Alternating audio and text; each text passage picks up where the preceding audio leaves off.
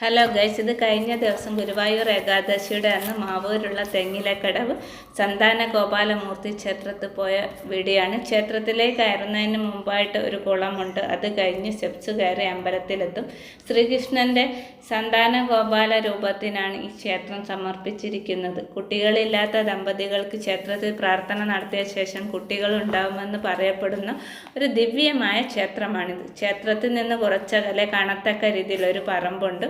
കുറച്ച് സ്റ്റെപ്സ് കയറി ചെന്നാൽ അവിടെ മനോഹരമായ ഒരു അമ്പൽക്കുളമുണ്ട്.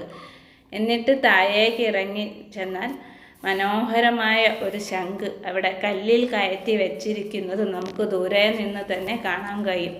ശംഖിൻ്റെ ചുറ്റുമായിട്ട് കുറേ അധികം മരങ്ങളുമുണ്ട്. ആ മരം, അതായത് ഓരോ മരത്തിലും നമ്മുടെ നാളിൻ്റെ പേരും അതത് മരത്തിൻ്റെ പേരും ഒരു ചെറിയ ബോർഡിലായി എഴുതി ആ മരത്തിൻ്റെ അടിയിലായിട്ട് ഒട്ടിച്ച് വെച്ചിട്ടുണ്ട്. ഞാൻ എൻ്റെ നാളിൻ്റെ മരമായ അമ്പലത്തിൻ്റെ അടുത്ത് നിന്ന് ഒരു ഫോട്ടോ ഒക്കെ എടുത്തു. പൂർണ്ണമായും പ്രകൃതിയോട് ഇണങ്ങി നിൽക്കുന്ന ഒരു ക്ഷേത്രമാണ് സന്താന ഗോപാലമൂർത്തി ക്ഷേത്രം.